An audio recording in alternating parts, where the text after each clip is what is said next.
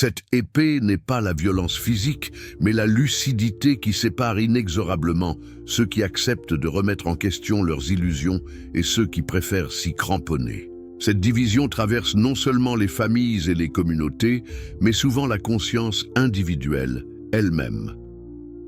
Cependant, Spinoza était optimiste sur l'issue finale de cette révolution. Il était convaincu que la vérité possède une force intrinsèque qui finit toujours par triompher des résistances, même les plus organisées. Cette conviction reposait sur son observation de la nature humaine. Malgré ses conditionnements et ses peurs, l'esprit humain aspire naturellement à la vérité, à la liberté, au bonheur authentique. Quand on lui présente des voies réelles pour atteindre ses objectifs, il finit par les reconnaître et les adopter. De plus, les défis actuels de l'humanité, crise écologique, tensions géopolitiques, inégalités croissantes ou perte de sens généralisée ne pourront être résolus que par une transformation profonde de la conscience humaine. Ces crises créent une pression évolutive qui favorise l'émergence de nouvelles formes de spiritualité plus matures et plus efficaces. La redécouverte des véritables enseignements de Jésus s'inscrit donc dans un mouvement évolutif plus large qui concerne l'ensemble de l'espèce humaine. Elle participe de cette mutation de conscience que les visionnaires de toutes les époques ont anticipée et préparée. La résonance éternelle, ce qui demeure. Quand tout change arrivé au terme de cette exploration révolutionnaire, une question ultime se pose.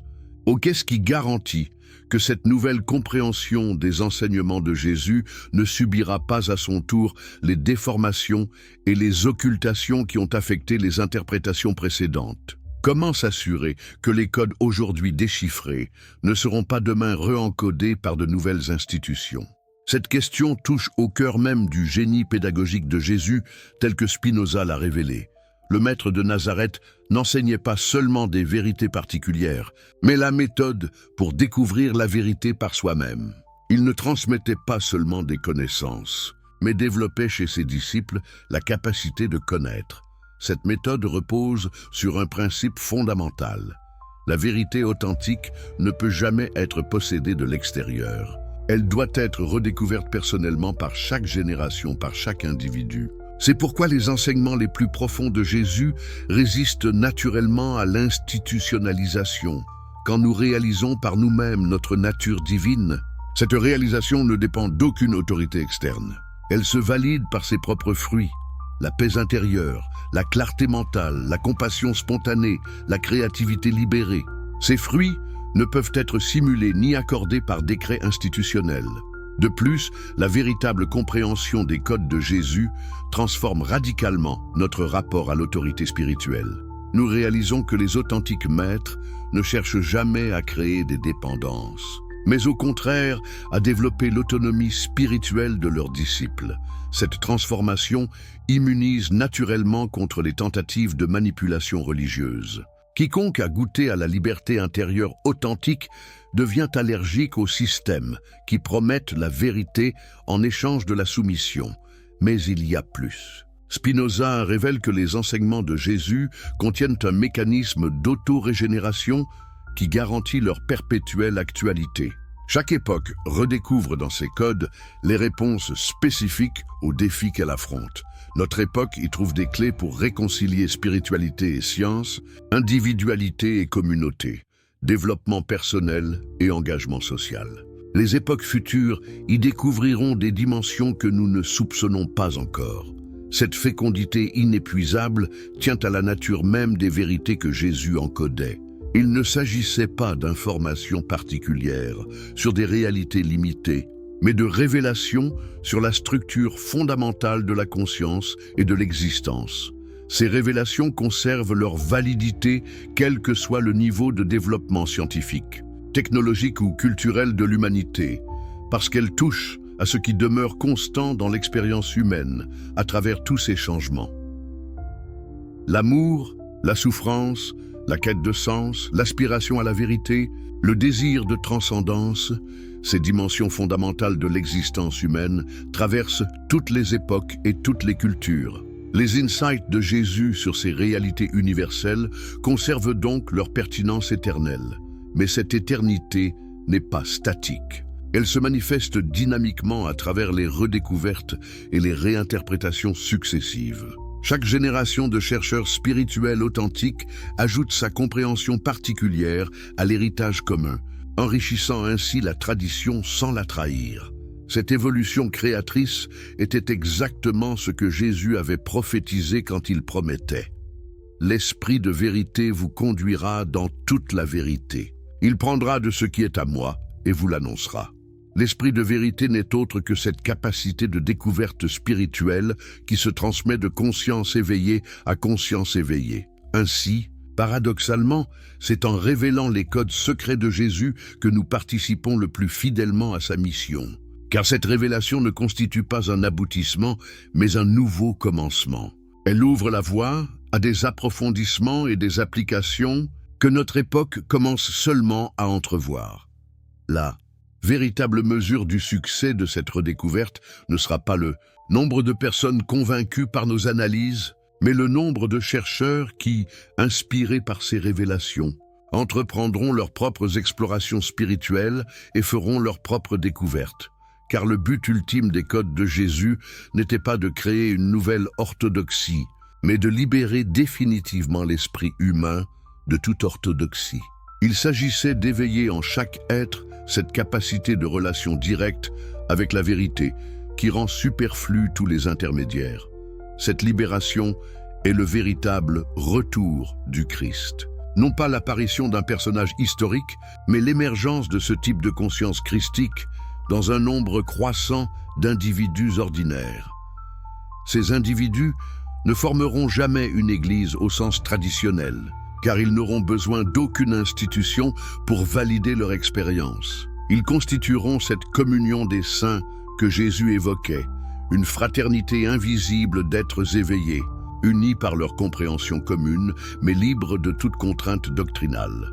C'est vers cette réalisation que converge l'évolution spirituelle de l'humanité. Les codes de Jésus, déchiffrés par Spinoza et redécouverts par notre époque, ne sont que des jalons sur cette route infinie qui mène l'espèce humaine vers la pleine actualisation de son potentiel divin.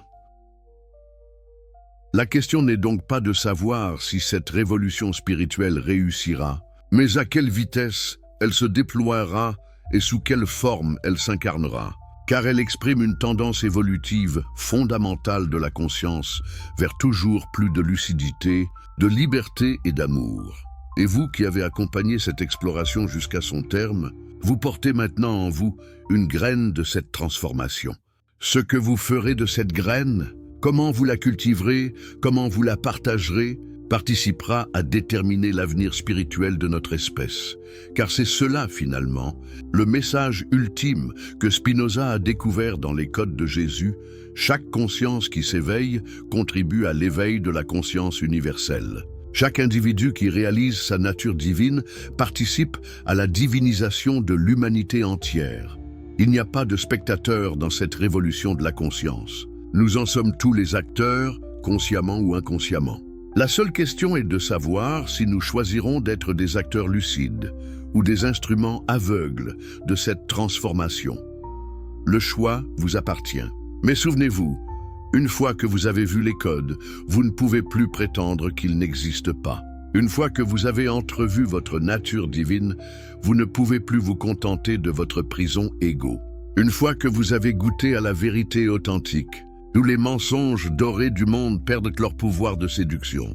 C'est cela, l'héritage véritable de Jésus, non pas une religion de plus, mais la libération définitive de l'esprit humain de toutes les religions qui l'emprisonnent.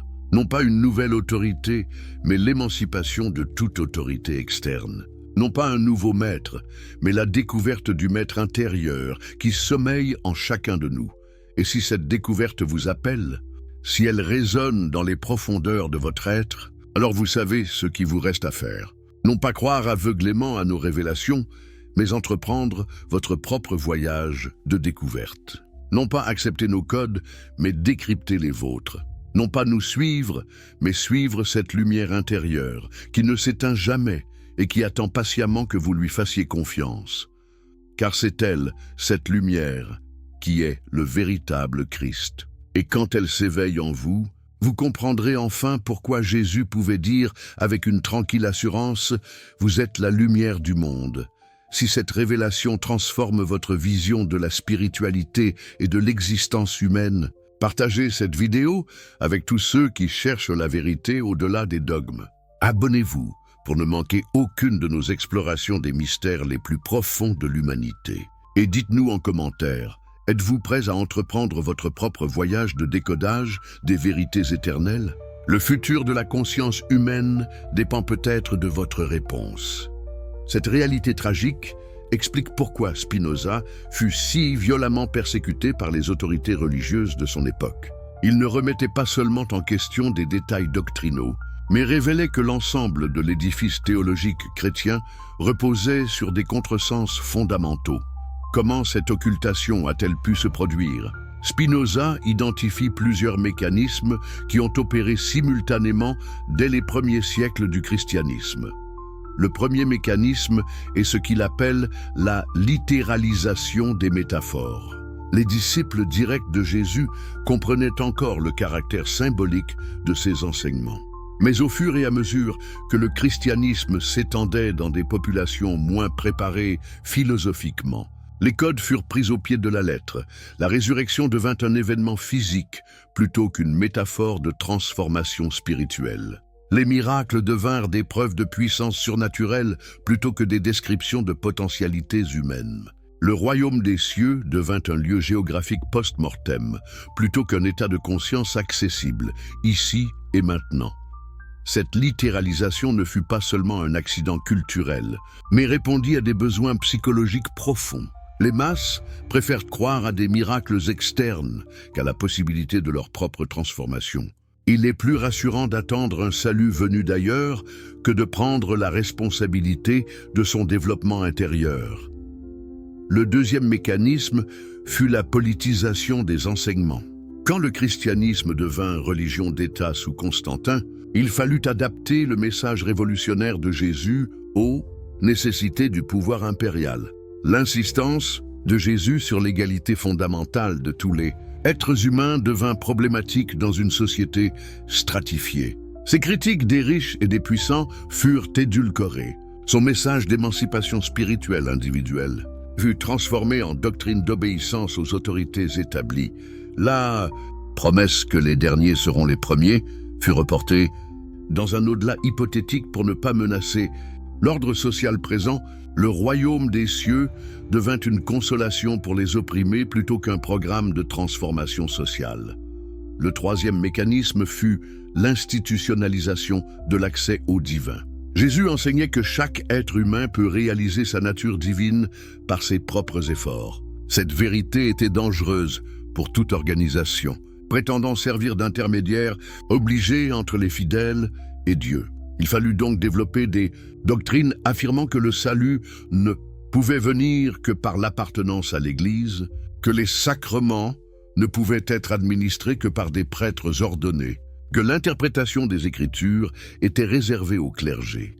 Ces doctrines contredisaient frontalement l'enseignement de Jésus, selon lequel le temple de Dieu, c'est vous, et là où 2 ou 3 sont assemblés en mon nom, je suis au milieu d'eux. Elle transformait une spiritualité de libération en religion de dépendance. Mais Spinoza ne se contente pas de dénoncer cette occultation. Il révèle aussi les conditions de la redécouverte moderne des véritables enseignements de Jésus. La première condition est le développement de l'esprit critique et de la méthode scientifique. Tant que l'humanité acceptait les affirmations d'autorité sans vérification, elle ne pouvait pas distinguer les vérités authentiques des déformations institutionnelles. L'émergence de la philosophie moderne, avec sa méthode de doute systématique, créait les conditions pour soumettre les textes sacrés au même examen critique que tout autre document historique. Cette approche révèle immédiatement les incohérences et les interpolations qui trahissent les manipulations ultérieures. La deuxième condition est le développement de la psychologie et de la compréhension des mécanismes mentaux. Les insights de Jésus sur la nature de la conscience ne pouvait être pleinement compris tant que l'humanité n'avait pas développé des concepts psychologiques appropriés. L'émergence de disciplines comme la psychologie des profondeurs, les neurosciences cognitives, les études sur les états modifiés de conscience, fournit enfin des grilles de lecture permettant de décoder les enseignements les plus subtils sur la transformation intérieure. La troisième condition est la mondialisation des échanges culturels et spirituels. Tant que le christianisme restait isolé des autres traditions spirituelles, il était difficile d'identifier ce qui lui était spécifique et ce qui relevait de vérités universelles. La confrontation avec le bouddhisme, l'hindouisme, le taoïsme, les sagesses traditionnelles du monde entier révèlent que les insights les plus profonds de Jésus se retrouvent sous des formes diverses dans toutes les authentiques traditions d'éveil. Cette convergence confirme leur validité universelle, mais la redécouverte moderne ne peut se limiter à un exercice intellectuel. Spinoza insiste sur le fait que les véritables enseignements de Jésus ne peuvent être compris que par ceux qui s'engagent eux-mêmes dans le processus de transformation qu'ils décrivent. C'est pourquoi cette redécouverte coïncide avec l'émergence d'un nombre croissant d'individus qui entreprennent sérieusement le travail de développement intérieur, que ce soit par la méditation, la psychothérapie, la philosophie pratique ou d'autres voies de développement personnel. Ces chercheurs modernes redécouvrent par leur propre expérience les vérités que Jésus enseignait en code. Ils constituent cette nouvelle humanité qu'il avait prophétisée, celle qui serait capable de comprendre ces véritables révélations. La révolution en cours vers une nouvelle compréhension du christianisme, nous assistons aujourd'hui aux prémices d'une révolution spirituelle et intellectuelle dont l'ampleur et les conséquences dépasseront probablement celles de la Renaissance et des Lumières. Cette révolution consiste en la redécouverte progressive des véritables enseignements de Jésus après 2 millénaires d'occultation institutionnelle. Cette redécouverte ne se limite pas aux cercles académiques ou aux chercheurs spirituels isolés. Elle émerge simultanément dans de multiples domaines: la recherche historique critique, les neurosciences de la conscience, la psychologie transpersonnelle, la physique quantique, l'écologie profonde, et même certains courants artistiques et littéraires contemporains. Que signifie cette convergence? Elle indique que l'humanité a atteint un niveau de maturité intellectuelle et spirituelle qui lui permet enfin de recevoir les révélations que Jésus destinait au temps de la fin. Non pas la fin du monde, mais la fin d'un monde de conscience limitée. Cette révolution transforme déjà notre compréhension du christianisme traditionnel. De plus en plus de chrétiens découvrent que leur foi authentique ne dépend pas de l'acceptation de dogmes historiquement discutables, mais de leur engagement dans le processus de transformation intérieure que Jésus décrivait réellement. Ils réalisent que l'imitation de Jésus-Christ ne consiste pas à reproduire mécaniquement ses gestes extérieurs, mais à développer en eux-mêmes ce type de conscience éveillée qu'il incarnait. Cette découverte libère leur spiritualité des contraintes institutionnelles tout en l'approfondissant considérablement. Parallèlement, des chercheurs venus d'autres traditions spirituelles reconnaissent dans les enseignements authentiques de Jésus des vérités universelles qu'ils avaient découvertes par d'autres voies. Cette reconnaissance mutuelle pose les bases d'une spiritualité œcuménique authentique, fondée sur l'expérience plutôt que sur la doctrine. Mais cette révolution ne se limite pas au domaine religieux. Elle transforme aussi notre compréhension de la science, de la psychologie, de l'art, de la politique. Car les insights de Jésus sur la nature de la conscience et la structure de la réalité anticipaient des découvertes que notre époque commence seulement à formuler scientifiquement. La physique quantique révèle l'interconnexion fondamentale de tous les phénomènes, confirmant l'intuition de Jésus sur l'unité cachée sous la diversité apparente. Les neurosciences découvrent la plasticité extraordinaire du cerveau et sa capacité de transformation, validant ces enseignements sur les possibilités de renaissance intérieure. La psychologie des profondeurs confirme l'existence de niveaux de conscience que le moi ordinaire ignore, corroborant ces révélations sur la nature multidimensionnelle de l'expérience humaine. L'écologie montre l'interdépendance de tous les systèmes vivants, éclairant ses enseignements sur l'amour universel. Cette convergence entre spiritualité authentique et recherche scientifique annonce l'émergence d'une nouvelle synthèse culturelle qui dépassera l'opposition artificielle entre foi et raison, héritée des siècles d'obscurantisme. Mais cette révolution soulève aussi des résistances considérables. Les institutions religieuses traditionnelles, dont l'autorité repose sur l'ignorance des véritables enseignements de leurs fondateurs, perçoivent cette redécouverte comme une menace existentielle. Les pouvoirs politiques et économiques, qui bénéficient du maintien des populations dans l'ignorance de leur potentiel réel, s'opposent naturellement à une spiritualité authentiquement libératrice. Même certains chercheurs sincères résistent inconsciemment à des vérités qui remettent en question leurs investissements intellectuels et identitaires antérieurs. Cette résistance était prévisible. Jésus lui-même avait annoncé « Ne croyez pas que je sois venu apporter la paix sur la terre. Je ne suis pas venu apporter la paix, mais l'épée.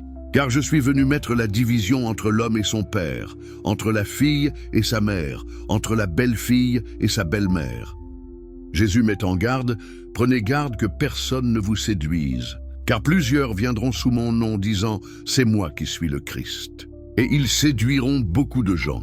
Ces faux Christ ne sont pas nécessairement des imposteurs conscients, mais tous ceux qui proposeront des systèmes de croyances préfabriqués au lieu d'enseigner la méthode pour découvrir sa propre vérité intérieure. La description du retour de Jésus révèle une autre couche de prophétie extraordinaire.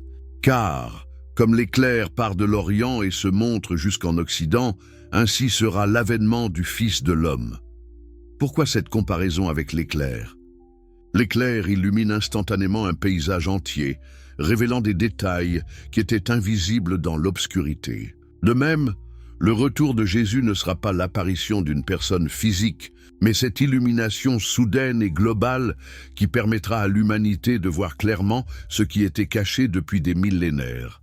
Cette illumination sera visible de l'Orient à l'Occident, c'est-à-dire qu'elle ne se limitera pas à une culture ou une religion particulière, mais révélera les vérités spirituelles universelles qui se trouvaient codées dans toutes les traditions authentiques. Jésus précise aussi « Là où sera le corps mort, là s'assembleront les aigles ». Cette image apparemment morbide encode en réalité un processus de régénération spirituelle. Le corps mort représente les formes religieuses et culturelles qui ont perdu leur vitalité spirituelle. Les aigles symbolisent des esprits capables de voir de haut, de prendre du recul par rapport aux conditionnements ordinaires. Quand les anciennes formes spirituelles seront mortes, ces esprits libres se rassembleront naturellement pour créer de nouvelles formes d'expression de la vérité éternelle. Ce ne sera pas une destruction nihiliste, mais une décomposition créatrice permettant de nouvelles synthèses. La prophétie sur le jugement dernier révèle peut-être la vision la plus profonde de Jésus sur l'avenir de l'humanité. Ce jugement ne sera pas rendu par un tribunal céleste externe, mais par la conscience humaine, elle-même quand elle aura suffisamment mûri pour voir clairement les conséquences de ses choix. Les brebis séparées des boucs représentent cette discrimination naturelle qui s'opérera entre ceux qui auront développé leur capacité d'amour et de sagesse et ceux qui seront restés prisonniers de leurs égoïsmes. Ce ne sera pas une condamnation morale arbitraire, mais le résultat logique de l'évolution de la conscience.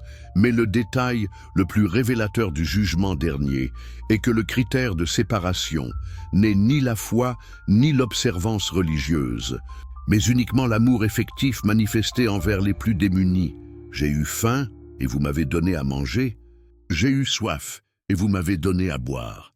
J'étais étranger et vous m'avez recueilli. Cette insistance sur l'action compassionnelle concrète plutôt que sur les croyances doctrinales révèle que Jésus anticipait un avenir où l'humanité jugerait ses membres non sur leur profession de foi, mais sur leur contribution effective au bien-être collectif, le testament secret. Ce que Jésus révélait vraiment à ses disciples intimes, que se passerait-il si vous découvriez que les évangiles canoniques ne contiennent qu'une partie des enseignements de Jésus et que les révélations les plus profondes étaient transmises oralement à un cercle restreint de disciples préparés à les recevoir. Spinoza a reconstitué ces enseignements secrets en analysant les indices dispersés dans les textes officiels et en les confrontant à sa propre expérience philosophique. Cette reconstruction révèle que Jésus enseignait effectivement sur plusieurs niveaux, réservant ses insights les plus révolutionnaires à ceux qui avaient développé la maturité intellectuelle et spirituelle nécessaire pour les comprendre sans les déformer. Le premier enseignement secret concerne la véritable nature de l'immortalité. Contrairement à la doctrine populaire de la résurrection des corps, Jésus enseignait à ses disciples avancés que l'immortalité authentique consiste dans la participation de la conscience individuelle à des vérités éternelles. Quand nous comprenons réellement une vérité mathématique, expliquait-il, cette compréhension ne dépend pas de notre existence physique temporelle.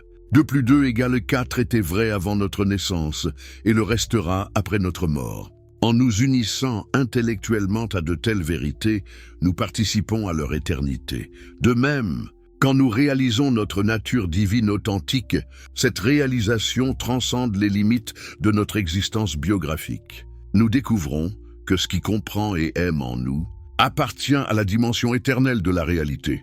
Cette forme d'immortalité n'est pas automatique, mais doit être conquise par le développement de notre capacité de connaissance et d'amour. Plus nous développons ces facultés, plus nous participons à l'éternité. C'est pourquoi Jésus insistait tant sur la nécessité de porter du fruit. Il ne s'agissait pas de morale, mais d'ontologie. Le deuxième enseignement secret porte sur ce que Jésus appelait le mystère de l'iniquité. Il avait perçu que le mal ne résulte pas d'une perversion de la volonté humaine, mais d'une forme particulière d'ignorance, l'incapacité à percevoir l'unité fondamentale de toute existence. Quand nous nous identifions complètement à notre ego séparé, nous devenons naturellement adversaires de tout ce qui semble menacer cet ego. Cette opposition génère nécessairement violence, mensonge, exploitation. Mais cette adversité n'est pas intrinsèquement mauvaise, elle est l'expression de notre ignorance, de notre vraie nature. C'est pourquoi Jésus pouvait dire « Père, pardonne-leur, car ils ne savent pas ce qu'ils font ».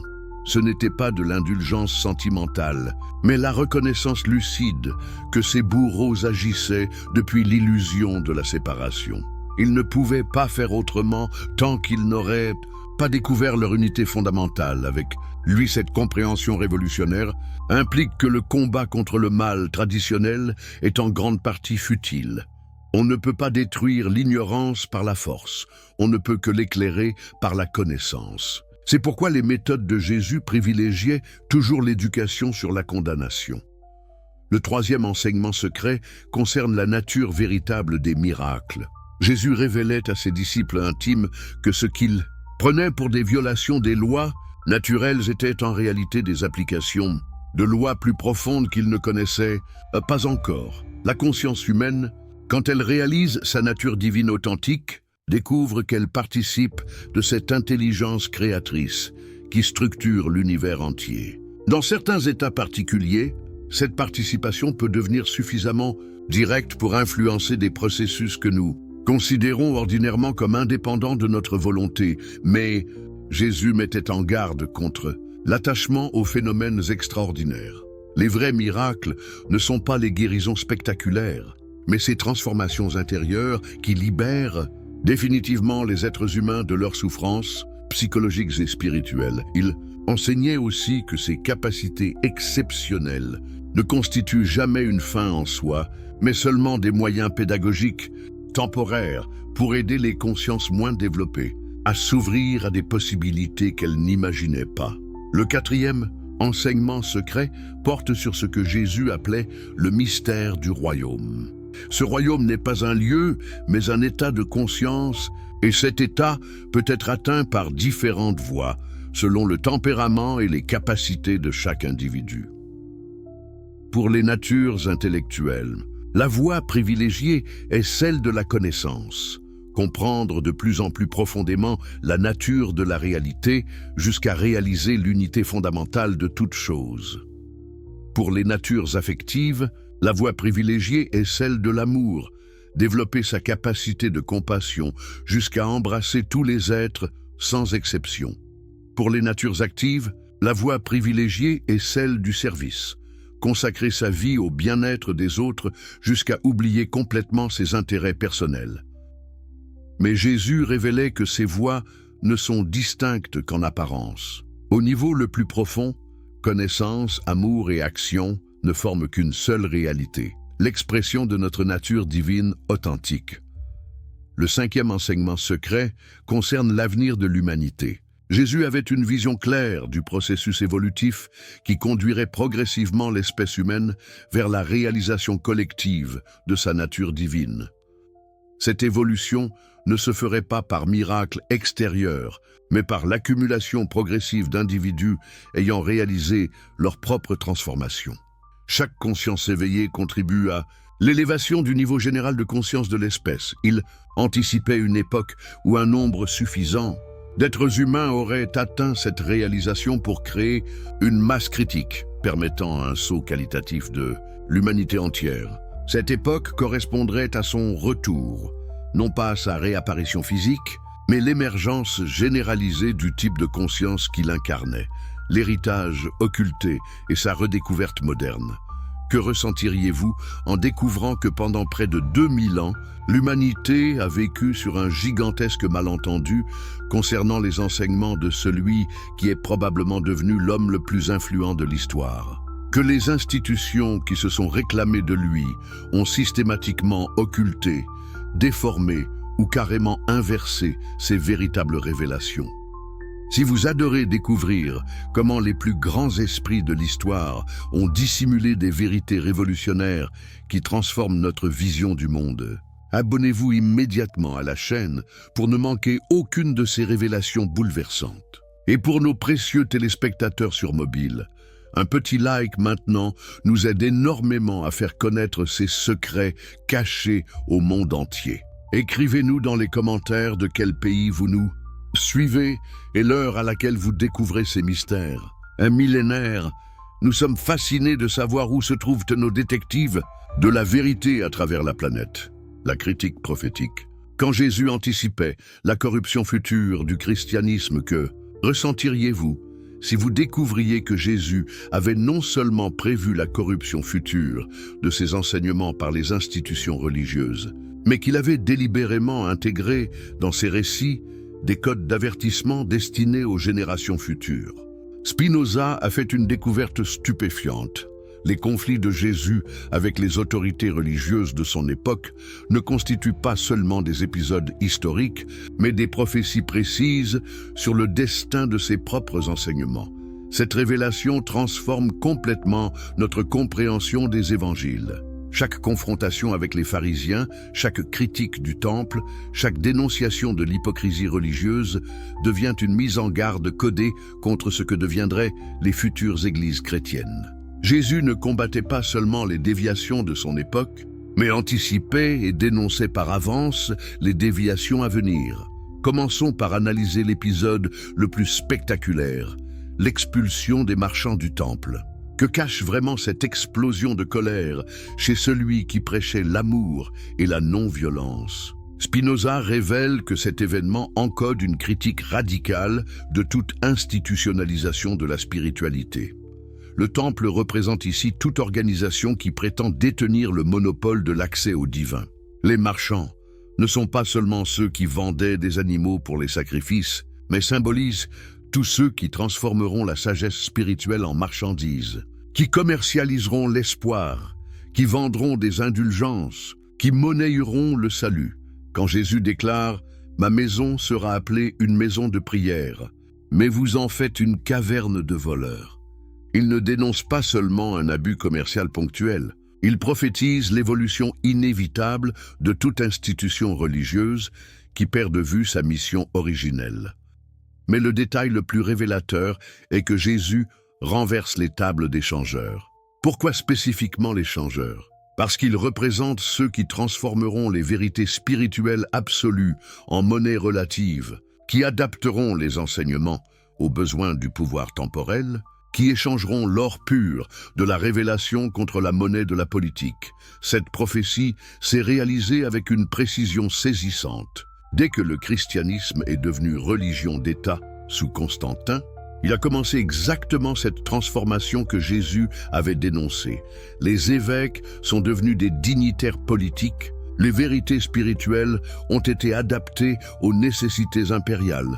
La maison de prière s'est transformée en caverne de voleurs de conscience. Les conflits avec les pharisiens révèlent une autre dimension prophétique extraordinaire. Les pharisiens de l'époque de Jésus étaient des gardiens scrupuleux de la loi religieuse, ceux qui s'attachaient à respecter minutieusement tous les rites et toutes les prescriptions. En apparence, ils incarnaient la piété parfaite, mais Jésus voyait en eux le prototype des futurs dirigeants chrétiens qui privilégieraient la conformité extérieure sur la transformation intérieure authentique. Quand il les traite de sépulcres blanchis, beaux au dehors mais pleins au dedans, d'ossements de mort et de toute espèce d'impureté, il décrit par avance ces prélats qui afficheront une piété exemplaire tout en gardant des cœurs corrompus par l'orgueil et la soif de pouvoir. Sa critique la plus cinglante porte sur leur amour des premières places dans les synagogues et les salutations dans les places publiques. N'est-ce pas exactement ce qu'allaient devenir les hiérarchies ecclésiastiques? Des systèmes de préséance où l'important n'est plus la sagesse ou la sainteté, mais le rang protocolaire et la reconnaissance sociale. Jésus avait aussi prévu la multiplication des règles et des interdits qui étoufferaient l'esprit sous la lettre. Quand il déclare « Ils lient des fardeaux pesants et les mettent sur les épaules des hommes, mais ils ne veulent pas les remuer du doigt ». Il anticipe ces morales oppressives que développeront les églises, accablant les fidèles de culpabilité tout en s'exemptant elles-mêmes des exigences qu'elles imposent. Mais la prophétie la plus troublante concerne la persécution des véritables chercheurs, spirituels par les institutions qui se réclameront de lui. Quand Jésus annonce « Ils vous excommunieront, et même l'heure vient où quiconque vous fera mourir croira rendre un culte à Dieu », il décrit précisément ce qui arrivera aux mystiques, aux philosophes, aux réformateurs qui tenteront de retrouver l'esprit authentique de ces enseignements. Cette prophétie s'est accomplie tragiquement avec une régularité effrayante. De Origène à Maître Eckhart, de Giordano Bruno à Spinoza lui-même, tous ceux qui ont tenté de redécouvrir les vérités spirituelles authentiques ont été persécutés par les institutions qui prétendaient défendre la vérité de Jésus. Spinoza avait personnellement expérimenté cette réalité. Excommunié par la synagogue d'Amsterdam, ses livres interdits par les autorités chrétiennes, contraint de publier anonymement, menacé d'assassinat par des fanatiques. Il incarnait littéralement cette prophétie de Jésus sur le sort réservé aux chercheurs de vérité. Mais Jésus n'avait pas seulement prévu la corruption, il avait aussi indiqué les remèdes. Ses enseignements sur la nécessité de devenir comme des petits-enfants pour entrer dans le royaume des cieux encodent une méthode précise pour échapper à l'emprise des institutions corrompues. L'enfant représente ici l'esprit qui aborde la spiritualité sans préconception, sans système théologique préfabriqué, sans autorités intermédiaires. C'est cet esprit de fraîcheur et d'innocence qu'il faut retrouver pour redécouvrir les vérités originelles sous les accumulations doctrinales. Quand Jésus déclare « Vous connaîtrez la vérité, et la vérité vous affranchira », il ne promet pas seulement une libération spirituelle personnelle, mais une émancipation par rapport à tous les systèmes d'oppression intellectuelle et religieuse. La vérité authentique est par nature libertaire. Elle libère l'esprit de toutes les dépendances externes, les codes eschatologiques. Prophétie sur l'évolution future de la conscience humaine, avez-vous déjà remarqué que les descriptions les plus dramatiques et apparemment incompréhensibles de Jésus concernent la fin des temps et son retour?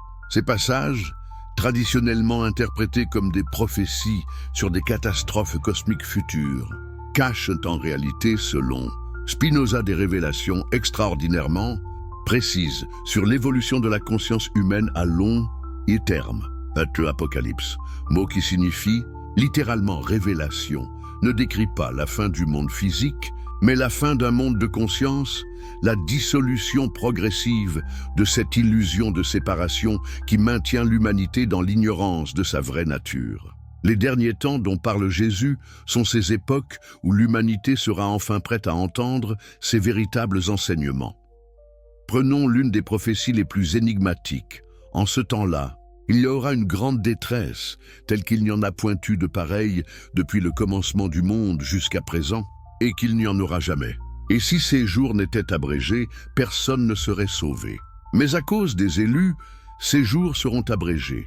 Cette grande détresse ne fait pas référence à des catastrophes naturelles ou à des guerres, mais à cette crise spirituelle que traversera l'humanité quand elle commencera à remettre en question ses croyances fondamentales. Imaginez la détresse psychologique d'une civilisation entière découvrant que ses certitudes religieuses, politiques, scientifiques étaient des illusions. Cette crise sera la plus grande depuis le commencement du monde, parce qu'elle touchera non pas seulement un peuple ou une époque, mais l'espèce humaine dans sa globalité. Pour la première fois dans l'histoire, l'ensemble de l'humanité devra simultanément remettre en question ces systèmes de croyances les plus fondamentaux.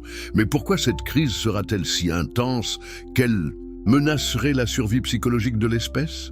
Parce que nos identités individuelles et collectives sont entièrement construites sur ces croyances. Quand elles s'effondrent, c'est notre sens même de qui nous sommes qui vacille. Les élus mentionnés par Jésus ne sont pas une élite prédestinée, mais ces individus qui auront développé suffisamment leur compréhension philosophique pour traverser cette crise sans sombrer dans le désespoir ou la folie. Ils seront les phares qui guideront l'humanité vers de nouveaux repères, la prophétie sur les faux Christ et les faux prophètes qui séduiront les multitudes prend aussi un sens particulier dans cette perspective. À mesure que les anciens systèmes de croyances s'effondreront, apparaîtront innombrables gourous, leaders spirituels, idéologies de remplacement qui promettront des solutions faciles à la crise de sens. Cette réponse apparemment égoïste encode une vérité psychologique fondamentale. Certaines qualités intérieures ne peuvent pas être transmises directement d'une personne à une autre. La sagesse, la sérénité, la force spirituelle doivent être développées personnellement à travers notre propre travail et notre propre expérience. L'époux, qui arrive au milieu de la nuit, représente ces moments de grâce ou d'illumination qui surgissent souvent quand nous nous y attendons le moins. Ils ne peuvent pas être provoqués par notre volonté, mais nous pouvons nous préparer à les reconnaître et à les recevoir quand ils se présentent. Le détail le plus significatif est que l'époux arrive au milieu de la nuit. Ces expériences de transcendance surviennent souvent dans les périodes les plus sombres de notre existence, quand nos repères habituels s'effondrent et que nous sommes contraints de puiser dans nos ressources les plus profondes. Les enseignements secrets sur la nature divine, révolution métaphysique Q. Est-ce qui se passerait si je vous révélais que Jésus enseignait secrètement une conception de Dieu si radicale qu'elle ne sera redécouverte par la philosophie occidentale qu'avec Spinoza lui-même, 17 siècles plus tard? Une vision si révolutionnaire qu'elle remet en question tous les fondements de la théologie traditionnelle. Spinoza a découvert que derrière le langage anthropomorphique des évangiles se cache une métaphysique d'une sophistication extraordinaire. Jésus ne parlait pas de Dieu comme d'un être personnel siégeant quelque part dans un ciel lointain, mais révélait progressivement à ses disciples une compréhension de la divinité qui anticipait les découvertes les plus avancées de la philosophie moderne. Commençons par analyser l'affirmation la plus audacieuse de Jésus. « Moi et le Père, nous sommes un ». L'interprétation traditionnelle y voit la revendication d'une identité divine unique à Jésus. Mais si nous appliquons la méthode de décodage de Spinoza, un message infiniment plus universel et plus révolutionnaire émerge. Le Père, dans le système symbolique de Jésus, ne désigne pas une entité personnelle externe, mais ce que Spinoza appelle la substance infinie, c'est-à-dire la réalité fondamentale dont tout l'univers est fait. Cette substance n'est pas créatrice de l'univers.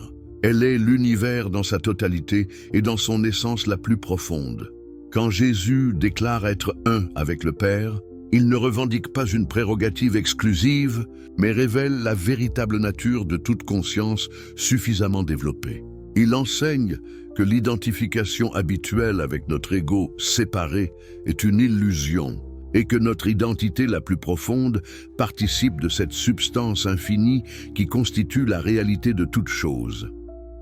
Cette révélation explique pourquoi Jésus peut dire à ses disciples « Vous êtes des dieux » et promettre « Vous ferez des œuvres plus grandes que les miennes ». Il ne leur accorde pas des privilèges exceptionnels, mais leur révèle leur nature authentique, celle qu'ils découvriront quand ils abandonneront l'illusion de leur séparation. Mais Spinoza va encore plus loin dans son décodage. Il révèle que la doctrine de la Trinité, loin d'être une construction théologique abstraite, encode en réalité les trois aspects de notre expérience possible avec la réalité divine. Le Père représente la substance infinie dans son aspect de totalité transcendante. C'est cette dimension de la réalité qui nous dépasse infiniment, qui existait avant notre naissance et existera après notre mort, qui englobe tous les phénomènes possibles sans être épuisé par aucun d'entre eux. Le Fils représente cette même substance infinie dans son aspect d'immanence, c'est-à-dire sa capacité à se manifester et à se connaître elle-même à travers les consciences individuelles. Jésus comme Fils incarne la possibilité pour une conscience humaine de réaliser pleinement sa participation à la divinité, l'Esprit. Saint représente le processus dynamique par lequel cette prise de conscience s'effectue. C'est cette intelligence cosmique qui guide l'évolution de la conscience vers des degrés toujours plus élevés de compréhension et d'intégration. Cette répartition n'est pas conceptuelle mais expérientielle. Elle décrit les trois dimensions de ce que Spinoza appelle l'amor intellectualis Dei, l'amour intellectuel de Dieu, qui constitue le sommet de l'expérience humaine. Mais la révélation la plus bouleversante de Spinoza concerne la nature du péché originel. Selon son décodage, Jésus n'enseignait pas que l'humanité porte une culpabilité héréditaire, mais révélait la structure même de l'ignorance spirituelle et les conditions de sa guérison. Le péché originel représente notre identification spontanée avec l'ego séparé dès notre naissance. Ce n'est pas une faute morale, mais une erreur cognitive fondamentale.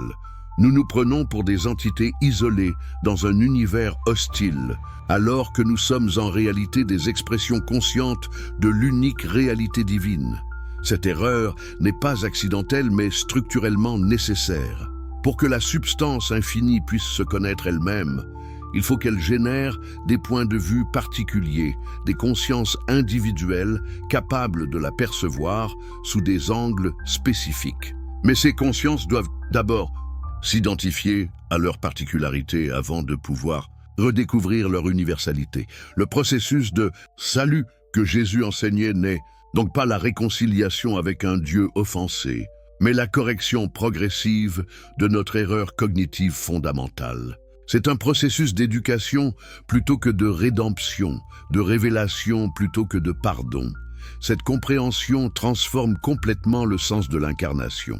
Jésus n'est pas descendu du ciel pour nous sauver, mais a réalisé en lui-même le potentiel de divinisation que nous portons tous. Il est devenu le prototype de l'humanité future, celle qui aura redécouvert sa nature divine authentique. Cela explique aussi pourquoi Jésus insistait tant sur l'amour, mais d'une manière qui scandalise souvent nos sentiments ordinaires. Quand il déclare « Si quelqu'un vient à moi, et s'il ne hait pas son père, sa mère, sa femme, ses enfants, ses frères et ses sœurs, et même sa propre vie, il ne peut être mon disciple. » Il ne prêche pas la misanthropie. Il enseigne la nécessité de transcender tous les attachements particuliers pour accéder à l'amour universel. Tant que notre amour reste limité à notre cercle familial, tribal, national, il n'est qu'une forme sophistiquée d'égoïsme. L'amour authentique, selon Spinoza, est nécessairement infini parce qu'il exprime notre nature divine réelle. Cette exigence n'implique pas l'abandon de nos relations humaines, mais leur transformation radicale. Quand nous découvrons que tous les êtres participent de la même essence divine que nous, nos relations particulières, deviennent des expressions de l'amour universel, plutôt que des possessions exclusives. La promesse de vie éternelle prend aussi un sens complètement nouveau dans cette perspective. Jésus ne promettait pas la survie personnelle après la mort, mais l'accès à cette dimension de nous-mêmes, qui participe dès maintenant de l'éternité. Spinoza avait découvert, par sa propre expérience, que certaines formes de connaissance nous font participer à des vérités éternelles. Quand nous comprenons réellement une vérité mathématique, par exemple, nous ne faisons pas qu'acquérir une information temporaire, nous nous connectons à une structure permanente de la réalité. De même, quand nous réalisons notre nature divine authentique, nous découvrons que cette réalisation transcende les limitations de notre existence temporelle. Nous sommes toujours nés et morts dans le temps, mais cette partie de nous qui comprend et aime participe de l'éternité de la substance divine elle-même. Sa déception grandissante face aux orientations prises par Jésus, notamment son refus de s'imposer comme roi politique, révèle comment l'ego peut corrompre même les aspirations spirituelles les plus élevées. Judas ne cherchait pas l'argent pour l'argent, mais le pouvoir et la reconnaissance qui viendraient de son association avec le Messie triomphant. Sa trahison représente donc ce moment où l'ego, ne pouvant plus utiliser la spiritualité pour ses propres fins, se retourne contre elle. C'est un processus que Spinoza avait lui-même observé chez de nombreux leaders religieux de son époque. Incapables de transformer leur propre nature, ils finissent par corrompre les enseignements qu'ils prétendent servir. Mais le plus troublant dans l'histoire de Judas, c'est que Jésus semble avoir prévu et même accepté sa trahison. « Ce que tu fais, fais-le promptement », lui dit-il lors de la dernière scène. Cette acceptation révèle une compréhension profonde. La trahison de Judas n'est pas un accident, mais fait partie intégrante du processus de révélation. En effet, sans la trahison de Judas, il n'y aurait pas eu d'arrestation, pas de procès, pas de crucifixion, pas de résurrection. Le disciple qui semblait détruire la mission de son maître participe en réalité à son accomplissement. Cette paradoxe encode une vérité psychologique profonde. Nos résistances et nos échecs les plus douloureux font souvent partie intégrante de notre développement spirituel. Les paraboles les plus énigmatiques, code pour transformer la conscience. Pourquoi Jésus utilisait-il constamment des histoires pour enseigner au lieu d'exposer directement ses idées comme le faisaient les philosophes de son époque? Cette question a intrigué Spinoza au point qu'il y a consacré des années d'analyse. Sa conclusion révolutionnaire: les paraboles ne sont pas des illustrations d'idées préexistantes, mais des technologies de transformation de la conscience. Une parabole authentique fonctionne comme un virus bénéfique de l'esprit. Elle s'installe dans notre psyché et continue d'y travailler longtemps après que nous l'ayons entendue, révélant progressivement de nouvelles couches de signification au fur et à mesure de notre propre développement intérieur. Prenons la parabole du semeur, l'une des plus connues et apparemment des plus simples. Un homme sème des graines qui tombent sur 4 types de terrain: le chemin durci, le terrain rocheux, les épines et la bonne terre. Seules les graines tombées sur la bonne terre produisent une récolte abondante. L'interprétation traditionnelle y voit une allégorie de la prédication. La parole de Dieu produit des résultats différents selon les dispositions de celui qui l'écoute. Mais Spinoza va infiniment plus loin. Il découvre que cette parabole encode les 4 stades du développement de la conscience et les obstacles spécifiques à chaque étape. Le chemin durci représente l'état de conscience ordinaire, celui où nous sommes si identifiés à nos habitudes mentales que toute idée nouvelle rebondit sur nous, sans pénétrer. Combien de fois avez-vous entendu des vérités profondes sans qu'elles vous affectent réellement? C'est l'état de la conscience qui a été piétiné par les préoccupations sociales au point de devenir imperméable à toute semence de transformation. Le terrain rocheux décrit une étape plus avancée où nous sommes ouverts aux idées nouvelles et ressentons même de l'enthousiasme pour elles. Mais comme il n'y a pas de profondeur de terre, ces idées ne peuvent développer de racines solides. Au premier obstacle, au premier doute, au premier découragement, notre enthousiasme s'évapore. Cette phase correspond à ce que Spinoza appelle la spiritualité émotionnelle. Nous sommes touchés par de belles idées, nous ressentons des élans mystiques, nous prenons des résolutions héroïques. Mais comme cette ouverture reste superficielle, elle ne résiste pas aux épreuves de la vie quotidienne. Les épines représentent un piège encore plus subtil. Ici, les graines germent et commencent à pousser, mais elles sont étouffées par d'autres préoccupations. Jésus précise: les soucis du monde, la séduction des richesses et l'invasion des autres convoitises étouffent la parole, et elle devient infructueuse. Cette phase correspond à ce que nous pourrions appeler la spiritualité bourgeoise. Nous avons découvert des vérités authentiques, nous avons même commencé à les intégrer dans notre vie, mais nous n'avons pas eu le courage de réorganiser complètement notre existence autour de ces découvertes. Nous essayons de concilier notre développement spirituel avec nos ambitions sociales, nos attachements émotionnels, nos peurs de sécurité. Le résultat est prévisible. Progressivement, les exigences de notre vie conventionnelle reprennent le dessus.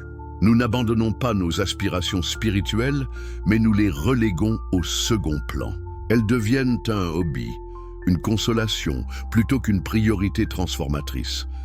Seule la bonne terre permet une fructification authentique. Qu'est-ce qui caractérise cette bonne terre? Jésus donne la clé dans sa propre explication.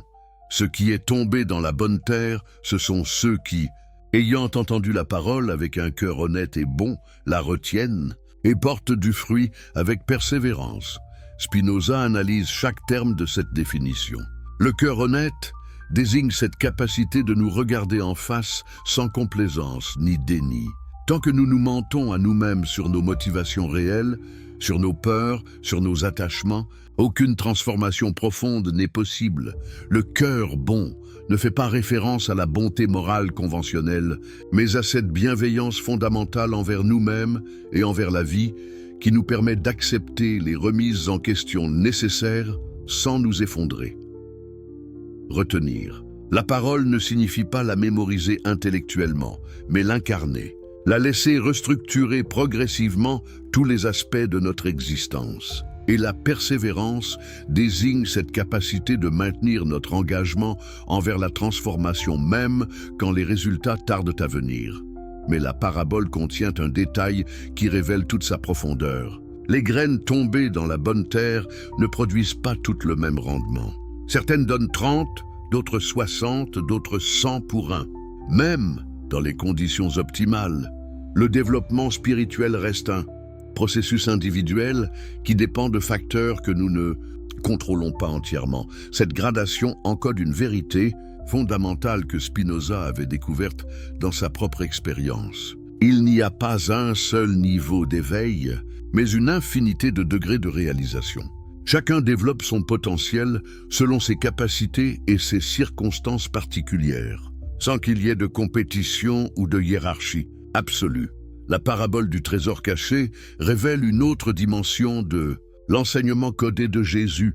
Le royaume des cieux est semblable à un trésor caché dans un champ. L'homme qui l'a trouvé le cache, et dans sa joie, il va vendre tout ce qu'il a et achète ce champ.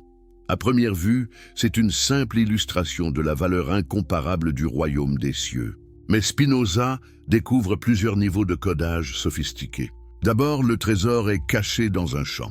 Il ne s'agit pas d'une recherche dans des lieux exotiques ou mystérieux, mais d'une découverte dans l'ordinaire de la vie quotidienne. Le champ représente notre expérience présente, ici et maintenant. Le trésor spirituel ne se trouve pas dans un autre monde, dans un futur hypothétique ou dans des états de conscience extraordinaires. Il est caché dans la réalité la plus banale, mais notre perception habituelle ne nous permet pas de le voir. Deuxièmement, l'homme qui découvre le trésor le cache à nouveau.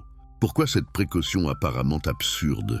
Parce que cette découverte ne peut être partagée directement avec ceux qui ne sont pas prêts à la recevoir. Elle doit être protégée de la curiosité profane et de l'exploitation commerciale.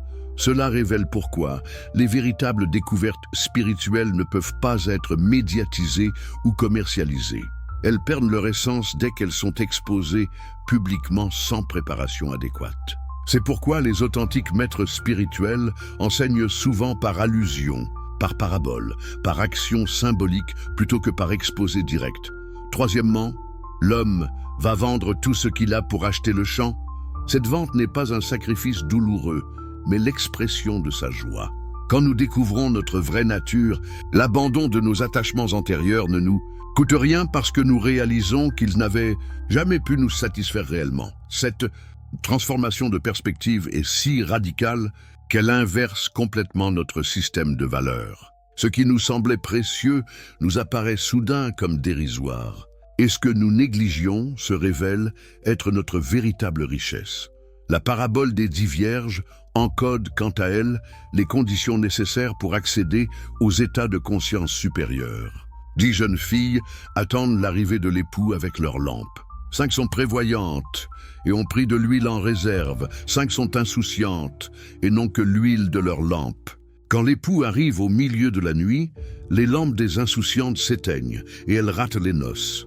Spinoza identifie plusieurs codes dans cette parabole. Les 10 vierges représentent l'état de pureté intérieure nécessaire pour les expériences spirituelles les plus élevées. Mais cette pureté ne suffit pas, il faut aussi la préparation. L'huile symbolise cette accumulation patiente de compréhension, de pratique de purification intérieure qui ne peut pas s'improviser au dernier moment. Quand les vierges insouciantes demandent aux autres de partager leur huile, elles s'entendent répondre « Non, il n'y en aurait pas assez pour nous et pour vous ». Et pourquoi peut-il apparaître dans des pièces fermées? Parce que cette conscience éveillée n'est pas limitée par les contraintes ordinaires de l'espace et du temps. Elle peut apparaître n'importe où et n'importe quand dans notre expérience, transformant soudainement notre perception de situations même familières. Le message le plus révolutionnaire de la résurrection, selon le décodage de Spinoza, est que cette transformation n'est pas exclusive à Jésus.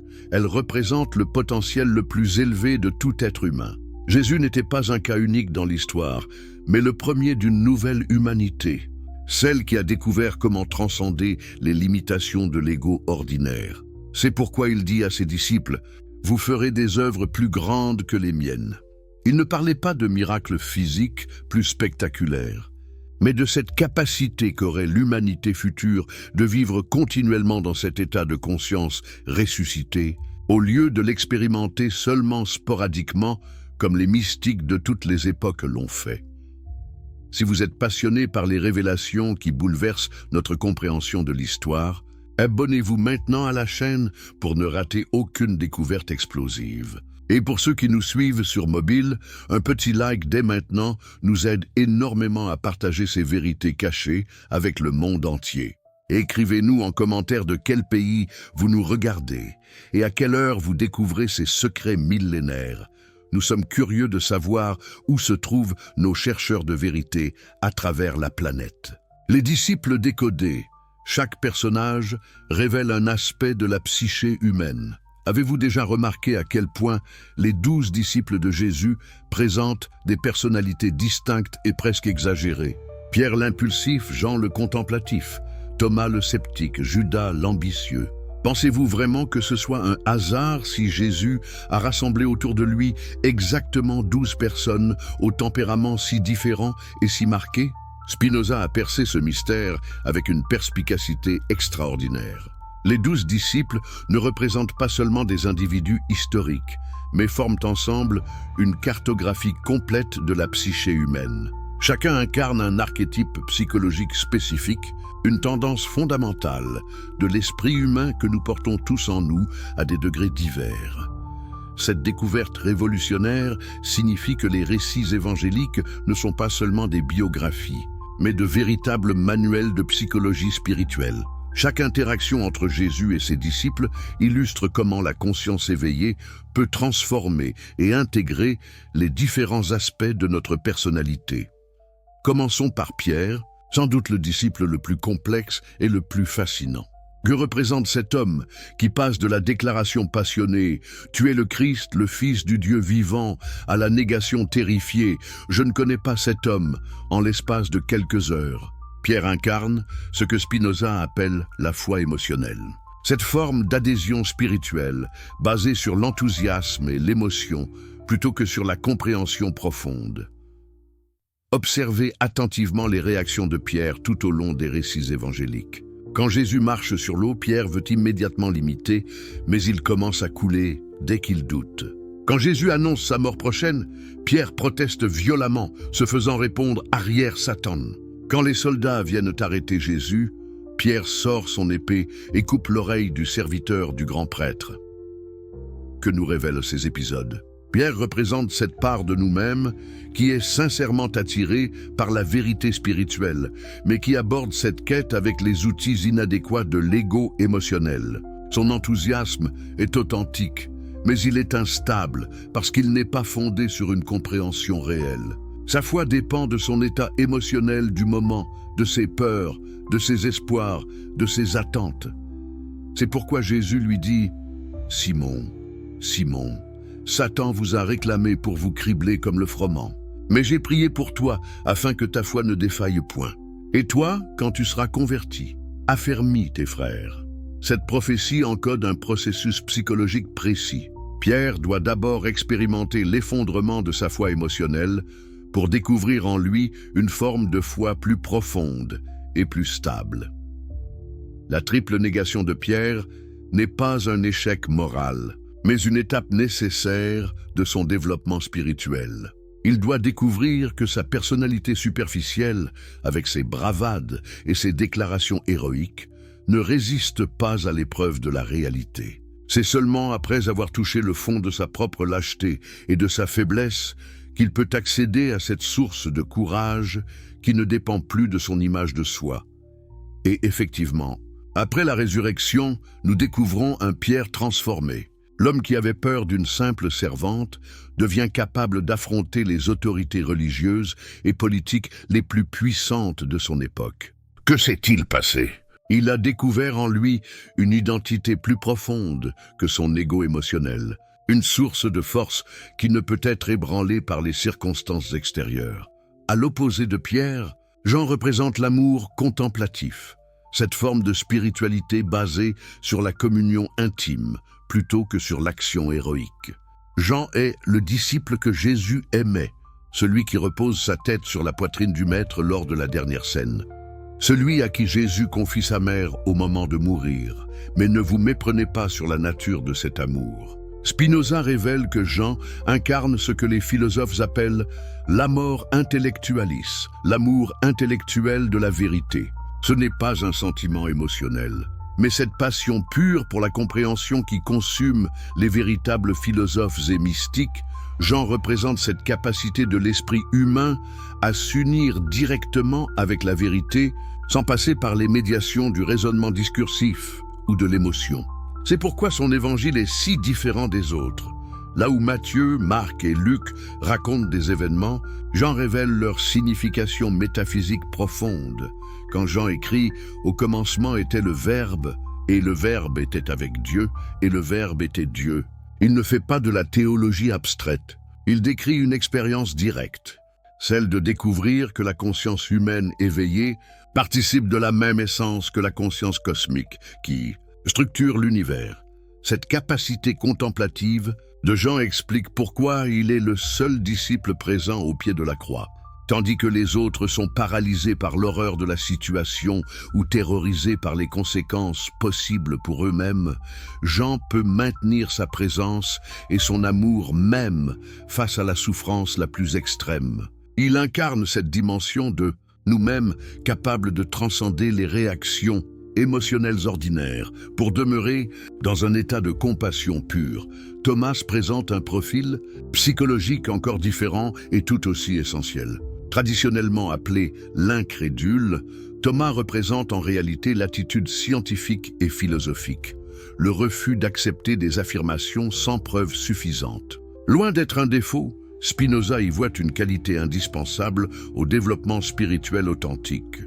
Quand Thomas déclare « Si je ne vois dans ses mains la marque des clous, et si je ne mets mon doigt dans la marque des clous, et si je ne mets ma main dans son côté, je ne croirai point. » Il exprime l'exigence légitime de vérification qui caractérise tout esprit mature.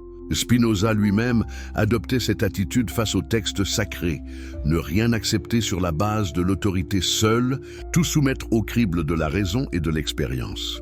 Mais le génie du récit réside dans la réponse de Jésus à Thomas. Il ne le condamne pas pour son scepticisme, mais lui offre exactement les preuves qu'il demande. Plus encore, il l'invite à faire l'expérience directe. Avance ici ton doigt et regarde mes mains. Avance aussi ta main et mets-la dans mon côté.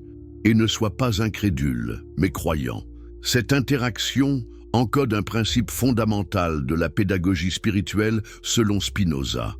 Les vérités les plus profondes ne s'imposent jamais de l'extérieur, mais émergeant de notre propre expérience directe. Un maître authentique ne demande pas une foi aveugle, mais guide ses étudiants vers leur propre découverte. Thomas représente donc cette dimension critique de notre intelligence qui, loin d'être un obstacle à la spiritualité, en constitue la base indispensable. Sans cette exigence de vérification, nous risquons de confondre nos projections émotionnelles avec des réalités spirituelles, nos fantasmes avec des révélations. Judas présente le cas le plus complexe et le plus troublant. Comment comprendre que celui qui a vécu dans l'intimité de Jésus pendant 3 ans ait pu le trahir? L'interprétation traditionnelle en fait un monstre de cupidité et d'ingratitude. Mais Spinoza découvre dans Judas l'archétype de l'ego spirituel, cette forme subtile de corruption qui peut affecter même les chercheurs les plus sincères. Judas était probablement le plus intelligent et le plus compétent des disciples sur le plan pratique. C'est lui qui gérait les finances du groupe. Lui qui avait une vision politique de la mission de Jésus. Il attendait probablement que Jésus renverse le pouvoir romain et établisse un royaume terrestre dont il deviendrait un dirigeant influent. Mais Spinoza va encore plus loin. Il y a un 3e niveau, le niveau ésotérique ou philosophique, réservé à ceux qui ont développé leur capacité de pensée métaphysique. À ce niveau, les enseignements deviennent des révélations sur la nature fondamentale de la réalité, sur la structure de la conscience, sur notre relation avec l'univers. C'est à ce niveau que les découvertes de Spinoza deviennent véritablement révolutionnaires. Car il réalise que Jésus enseignait des concepts philosophiques d'une sophistication extraordinaire, des idées qui ne seront redécouvertes par la philosophie occidentale qu'avec les grands penseurs modernes comme lui-même, ou plus tard avec des figures comme Hegel ou Einstein, le royaume des cieux, la plus grande révélation. Codé, combien de fois avez-vous entendu parler du royaume des cieux sans vraiment comprendre de quoi il s'agissait ? L'interprétation traditionnelle en fait un lieu physique post-mortem, une sorte de paradis où les âmes vertueuses se rendent après la mort. Mais cette interprétation a toujours posé des problèmes logiques énormes. Pourquoi Jésus aurait-il dit que le royaume des cieux est proche s'il parlait de l'au-delà? Pourquoi aurait-il déclaré qu'il est au-dedans de vous s'il s'agissait d'un lieu externe? Spinoza a percé le code. Le royaume des cieux n'est pas un lieu, mais un état de conscience. Plus précisément, c'est l'état de conscience qui émerge quand nous comprenons notre vraie nature et notre véritable relation avec l'univers. C'est ce que les philosophes appellent l'illumination, ce que les psychologues modernes nomment actualisation de soi, ce que les neuroscientifiques commencent à identifier comme un état particulier d'activité cérébrale. Mais pourquoi utiliser le terme « royaume » ? Spinoza explique que c'est parce que cette transformation de la conscience nous fait accéder à un type de liberté et de pouvoir que nous ne soupçonnions pas. Non pas le pouvoir de dominer les autres, mais le pouvoir de nous libérer de nos propres limitations, de nos peurs, de nos compulsions. C'est un royaume intérieur où nous régnons enfin sur nos pensées, nos émotions, nos réactions. Et pourquoi des cieux ? Parce que cet état transcende notre identification habituelle avec le corps physique et la personnalité limitée. Nous découvrons que notre véritable identité est bien plus vaste, qu'elle s'étend en fait à l'infini. Nous réalisons que nous ne sommes pas séparés de l'univers, mais que nous en sommes des expressions conscientes. Cette révélation transforme complètement notre compréhension de phrases comme « Cherchez d'abord le royaume des cieux, et tout le reste vous sera donné par et surcroît ». Jésus ne conseillait pas de négliger les affaires terrestres au profit d'une récompense future hypothétique. Il enseignait une priorité psychologique. Développez d'abord cette conscience supérieure, et vous découvrirez que tous vos problèmes pratiques deviennent solubles, parce que vous les aborderez avec une intelligence et une sérénité nouvelles. Ou encore, il est plus facile à un chameau de passer par le chat d'une aiguille qu'à un riche d'entrer dans le royaume des cieux. L'interprétation traditionnelle, en fait, une condamnation de la richesse matérielle. Mais Spinoza révèle le code. Le riche symbolise celui qui tire son identité de ses possessions externes, de son statut, de son image sociale. Tant qu'il reste attaché à ses identifications superficielles, il ne peut accéder à la découverte de sa richesse intérieure infinie. Les miracles décodés, métaphore de la transformation possible Q. Est-ce qui vous viendrait à l'esprit si je vous disais que les miracles de Jésus ne sont pas des violations des lois naturelles, mais des descriptions précises de transformation psychologique que tout être humain peut expérimenter? Que chaque guérison miraculeuse encode en réalité un processus spécifique de libération intérieure. Commençons par le miracle le plus célèbre après la résurrection, la multiplication des pains. 5000 personnes nourries avec 5 pains et 2 poissons. L'interprétation littérale fait de Jésus un magicien qui viole les lois de la physique. Mais Spinoza découvre un code infiniment plus profond et plus pratique. Les 5 pains représentent les 5 sens physiques, notre interface habituelle avec la réalité. Les 2 poissons symbolisent les 2 aspects de la conscience, l'intellect et l'intuition, la pensée rationnelle et la perception directe. Quand ces éléments sont bénis par la conscience éveillée, Jésus, ils deviennent capables de nourrir un nombre illimité de personnes. En d'autres termes, quand nous apprenons à utiliser nos sens et notre conscience d'une manière éclairée, nous découvrons que nous pouvons partager cette richesse intérieure avec un nombre illimité d'autres personnes, sans jamais nous appauvrir. Au contraire, plus nous partageons notre compréhension, notre compassion, notre sagesse, plus ils se multiplient en nous. Mais le détail le plus révélateur est que 12 corbeilles de morceaux sont récupérées après le repas. Pourquoi 12 ? Parce que 12 représente la totalité, comme les 12 mois de l'année, les 12 signes du zodiaque. Le message codé est que la conscience éveillée ne se contente pas de satisfaire les besoins immédiats. Elle génère une abondance qui dépasse de loin ce qui était initialement nécessaire. Prenons maintenant le miracle de Jésus marchant sur l'eau. L'eau, dans le système symbolique que Spinoza a déchiffré, représente toujours les émotions, l'inconscient, les forces psychiques que nous ne contrôlons pas consciemment. La tempête sur l'eau symbolise les turbulences émotionnelles qui nous submergent régulièrement. Colère, peur, tristesse, désir compulsif, marcher sur l'eau, c'est développer la capacité de rester conscient et serein, même au milieu de ces tempêtes émotionnelles. C'est acquérir cette stabilité intérieure qui nous permet de ne pas être emportés par nos réactions automatiques. Et quand Pierre tente de l'imiter, mais commence à couler dès qu'il doute, le message est clair. Cette maîtrise dépend entièrement de notre niveau de confiance en notre propre nature profonde. Mais le miracle qui révèle peut-être le mieux le génie du système de code de Jésus est la guérison de l'aveugle-né. Rappelez-vous les détails étranges de ce récit. Jésus crache par terre, fait de la boue avec sa salive, l'applique sur les yeux de l'aveugle, puis lui dit d'aller se laver dans la piscine de Siloé. Pourquoi ces gestes apparemment bizarres ? Spinoza révèle que chaque élément code une étape du processus d'éveil de la conscience. La cécité représente l'ignorance, notre incapacité à voir la vraie nature de la réalité. La salive de Jésus symbolise l'enseignement du Maître, la transmission de sagesse. La boue représente le mélange de cet enseignement avec notre expérience terrestre, nos épreuves quotidiennes. Mais le détail le plus significatif est que l'aveugle doit aller lui-même se laver à la piscine pour que la guérison s'accomplisse. Cela encode un principe fondamental. Aucun maître ne peut faire le travail de transformation à notre place. Il peut nous donner les outils, les méthodes, les enseignements, mais nous devons nous-mêmes entreprendre le voyage intérieur qui mènera à notre propre guérison. Et que signifie Siloé ?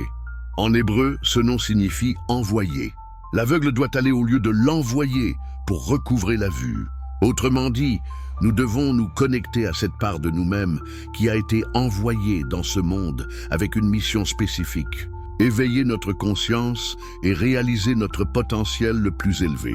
La résurrection, le code le plus profond de tous nous. Arrivons maintenant au cœur absolu du mystère, la résurrection de Jésus. C'est l'événement autour duquel s'est construite toute la foi chrétienne, l'affirmation qui distingue le christianisme de toutes les autres traditions spirituelles. Mais que se passe-t-il si nous appliquons à cet événement la méthode de décodage que Spinoza a développée? D'abord, remarquons les détails étranges qui entourent cet événement.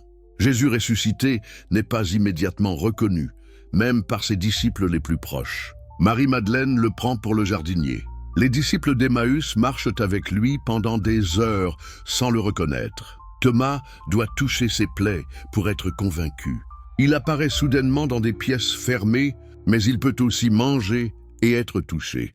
Si nous prenons ces détails au pied de la lettre, nous obtenons une résurrection physique qui viole toutes les lois connues de la biologie et de la physique. Mais si nous appliquons la grille de lecture que Spinoza a découverte, un message infiniment plus profond et plus universel émerge.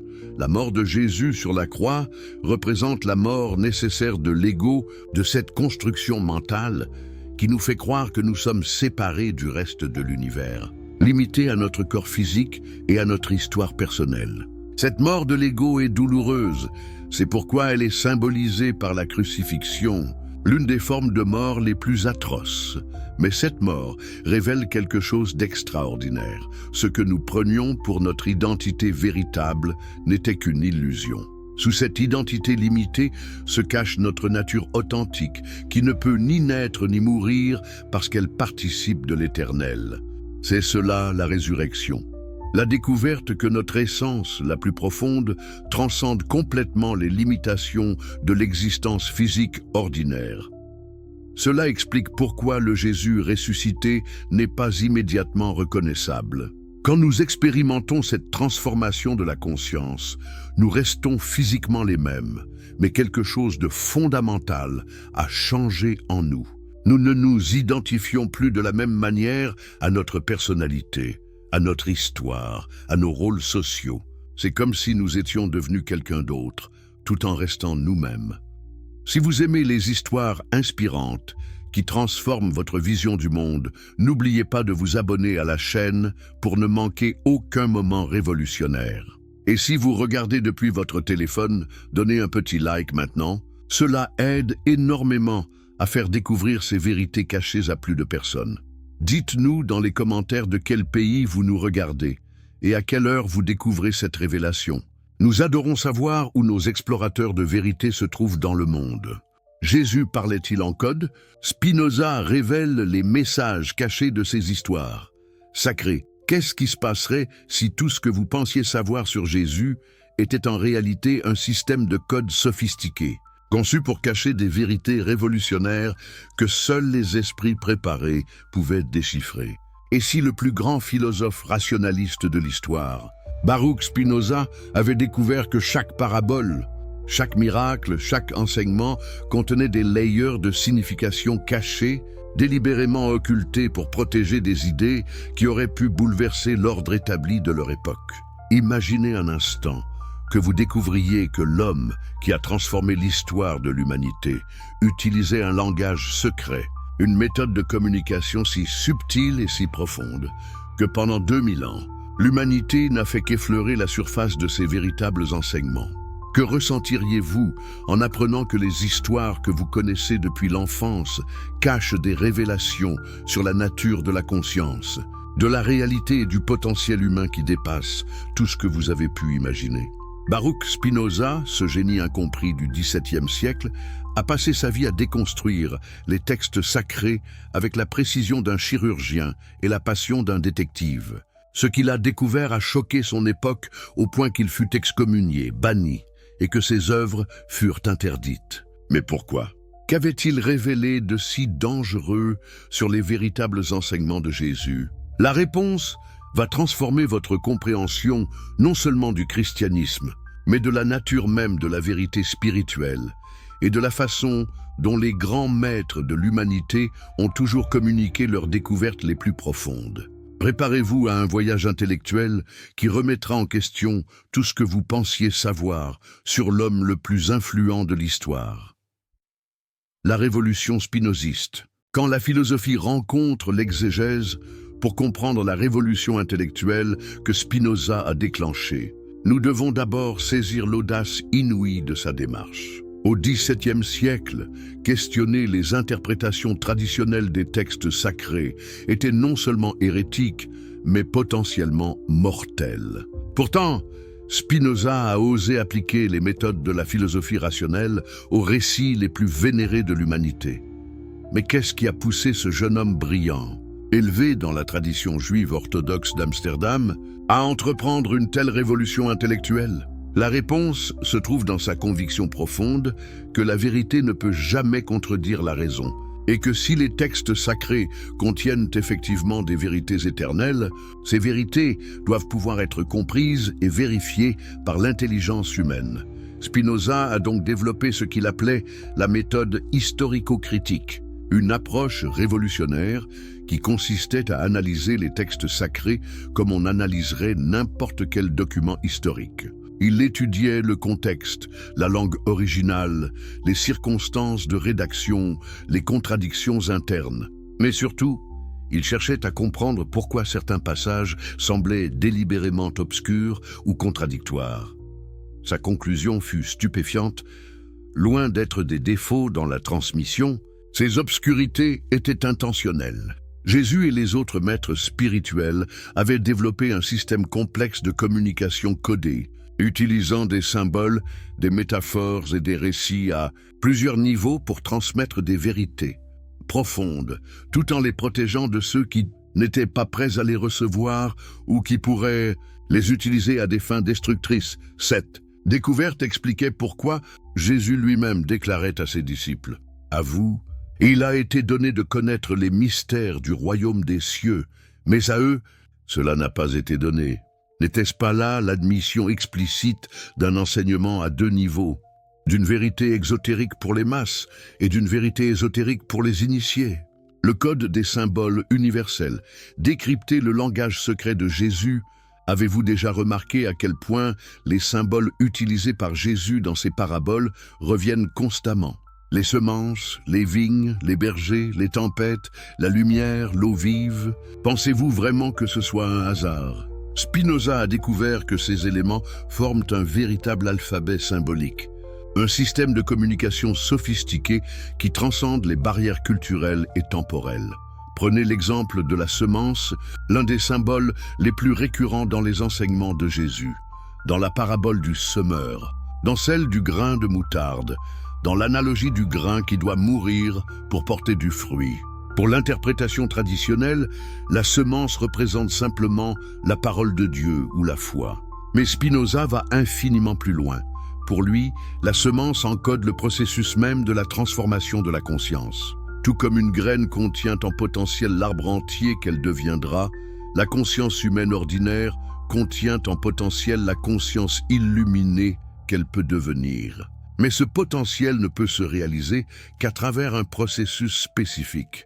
La graine doit mourir en tant que graine pour devenir arbre. De même, la conscience ordinaire, avec ses illusions, ses peurs et ses attachements, doit mourir pour permettre l'émergence d'une conscience supérieure. C'est pourquoi Jésus parlait constamment de mourir à soi-même et de renaître. Il ne parlait pas de mort et résurrection physique, mais du processus psychologique et philosophique de transformation intérieure.